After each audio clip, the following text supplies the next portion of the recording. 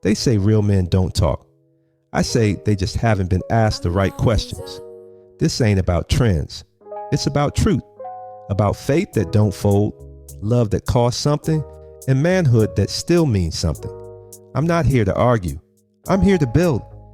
This is the Always Up Podcast, Season 2, Too Real to Win. For the men still trying to love right in a world that loves wrong. She noticed him before he even said a word. That easy confidence, that quiet mystery, that slow controlled swagger that doesn't need an introduction. The kind of presence that makes a woman lean in before she realizes she's leaning. He had the look of a man who knew who he was, and the silence of a man who didn't want anybody else to know who he used to be. When they sat across from each other, the attraction hit fast, clean, sharp, immediate. But right behind that spark was something she didn't like admitting. Something in him felt unavailable, not disrespectful, not messy, just unreachable. He talked like a man who'd been places. He listened like a man who learned his lessons the hard way. He smiled like nothing bothered him. That was the first red flag. Nothing bothered him? Every man has something that left a mark. His looked healed, but felt unfinished. And the deeper she watched him, the clearer it became. He wasn't emotionally unavailable. He was emotionally in witness protection. He carried himself like the type who dates with discipline, keeps his rotation quiet, keeps his options respectful, keeps his emotions on low volume so nobody can hear the parts of him that still remember the last time he trusted the wrong person. He wasn't avoiding intimacy. He wasn't avoiding attachment. He was avoiding a rerun. She wasn't sitting with a bad guy. She was sitting with a good man who learned all the wrong lessons from the wrong woman. He wasn't cold, just controlled. He wasn't distant, just defended. He wasn't a player.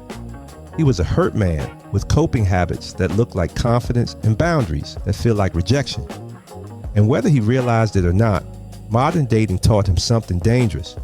If you stay detached, you never lose. A lot of men don't heal. They just get smoother with their avoidance. He thought he wasn't hurt because he didn't break down, didn't chase, didn't fall apart, but she could feel it in the pauses between his sentences, in the way he never let silence sit long enough to feel vulnerable, in the way he held emotions like a man who believes transparency is a liability, and somewhere between her attraction to him and her confusion about him, the real truth floated up. He wasn't protecting his peace. He was avoiding his reflection. She wasn't competing with another woman. She was competing with the version of him he created so he'd never feel stupid for trusting again. And the deeper truth? Nothing was wrong with her. He just didn't know how to show up for someone who didn't hurt him. What he didn't realize was simple, but heavy. He wasn't just rebuilding himself. He was rebuilding every her in his life. The one who broke him, the one in front of him, and the one meant for the rebuilt him. Most women call it confusion. Most men call it taking it slow. God calls it a man running from his own healing. This is where the real rebuild begins. A man doesn't rebuild his ability to love by replacing the person who broke him. A man rebuilds by studying the part of himself that let him collapse in the first place. Because if a man studies himself, he loves smarter. If he studies pain, he leads better. And if he rebuilds right, he won't lose himself again. God doesn't rebuild relationships first. He rebuilds men, and the right woman meets the rebuilt version. And the truth about rebuilding: once a man starts telling the truth about why he shut down, people don't clap. They call him difficult. But that's exactly the kind of truth that frees him. So before we talk about her, before we talk about bonds and breakups, we have to talk about the version of you that keeps showing up guarded, polished, emotionally disciplined, and quietly broken. You didn't heal, you adapted. There is a pattern happening in our culture that nobody wants to talk about. Men get hurt, and instead of healing, they start performing emotional CPR on themselves using distractions. The gym, work, side missions, rotation energy, hobbies they never cared about until they needed silence to stop thinking. and the world applauds it. We celebrate the man who moves on fast. We salute the man who stays unbothered. We crown the man who keeps a straight face in public, even though he is falling apart in private. We turned emotional shutdown into a masculine personality trait. And women feel this shift. They feel it deeply. A woman meets a man who checks all her boxes but none of her emotional needs. He looks stable, but he is unavailable. He looks confident, but he is disconnected. He looks peaceful, but he is numb. She thinks he is protecting his peace. He thinks so too. But the truth is simpler. He is protecting his wound. Men do not call it fear. They call it standards. Men do not call it distance. They call it boundaries. Men do not call it emotional paralysis. They call it discipline. But the pattern is clear. A man gets betrayed, and instead of rebuilding his blueprint, he rewires his entire personality around never being blindsided again. And here's the part men never admit. He wasn't avoiding her. He was avoiding the version of himself she might expose.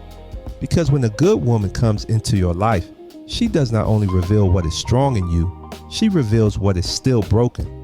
And a lot of men would rather stay detached than risk seeing the wound God has been trying to heal. The wild part? Society rewards it. Men who stop feeling are called strong. Men who stop trusting are called wise. Men who stop being vulnerable are called focused. Men who shut down completely are called high value. We stopped teaching men how to love and started teaching them how to survive love.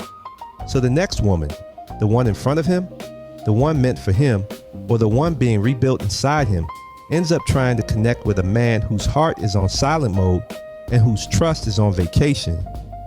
Modern dating created a generation of men who think staying detached is a strategy instead of a symptom. And you can blame culture for that. You can blame apps. You can blame timing. You can blame the pain she caused. But the truth sits deeper. A lot of men stopped showing up because they stopped studying what broke them. They studied women. They studied red flags. They studied dating patterns. They studied lies and loyalty tests. But very few men study themselves, because the moment you hold the mirror instead of the microscope is the moment you realize this. You did not rebuild you. You rebuilt the wound and called it growth. Healing is not what you did after she left. It is what you do before the next woman arrives. And that is why the next woman, no matter how safe she feels, cannot get past the version of you that refuses to put the past down. This is the cultural breakdown. This is the emotional recession. This is the blueprint problem. Because the next woman you meet should not have to negotiate with the pain the last one created. Let me tell you about Chris. I changed his name to protect his identity. But honestly, a lot of men won't need his real name to recognize him. One night, we were sitting in my living room, watching a game we weren't really watching. You know how men do it. We hang out sideways so we don't have to talk straight. His phone lit up. It wasn't a paragraph. It wasn't drama. It wasn't a "we need to talk" text. It was simple, soft, almost innocent. She said, "Hey, just checking on you. You good?" And my guy froze. Not physically, emotionally. His body didn't move, but everything behind his eyes did. He stared at that message like it was a letter from a life he wasn't ready to live again. Most men won't admit this, but a caring message hits different when you've been broken by the last person who cared. Chris didn't smile, didn't type, didn't react. He just stared at it. And then he did the thing men do when they want to feel in control. He cleared the notification and put the phone face down, like the message was asking for something he couldn't afford. He said, "She cool, I'll hit her later." Translation: it felt good, too good, and good feels dangerous. He wasn't ignoring her. He was avoiding the version of himself he would need to become to text her back with intention. Because men talk about being unbothered, but the truth is simpler. When a good woman checks on a man who hasn't healed, it feels like she's asking questions he's not ready to answer. He didn't know how to say, "I'm tired. I'm guarded. I'm scared I'll choose wrong again. I'm not as okay as I pretend to be. I don't want to be vulnerable with the wrong person twice." So he did what hurt men do. He paused, he hid, he overthought, he protected the wound instead of responding from the heart.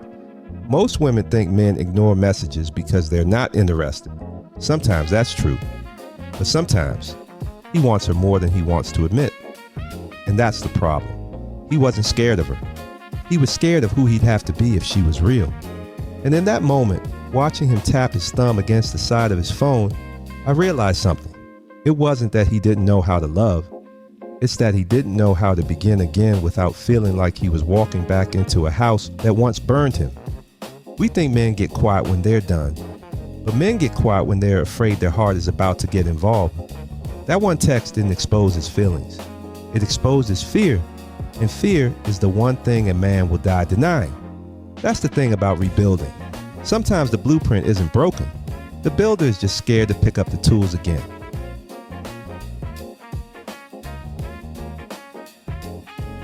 When Chris left that night, I just sat there. Not because anything dramatic happened, but because something about his reaction stuck with me. And the truth is, we all got a little Chris in us.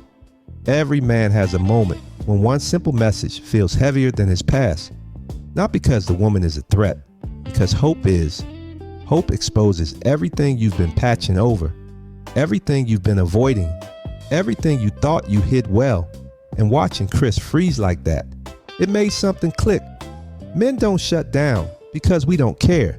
Men shut down because the last time we cared, nobody came back to help us rebuild what broke. So we learned to rebuild alone, quietly, incorrectly, in ways that protected us, but never really freed us. And that's when I realized something I wish someone told me years ago. Every man has a silent moment where the past taps him on the shoulder and he pretends he didn't feel it. Chris did it right in front of me. He wasn't scared of her.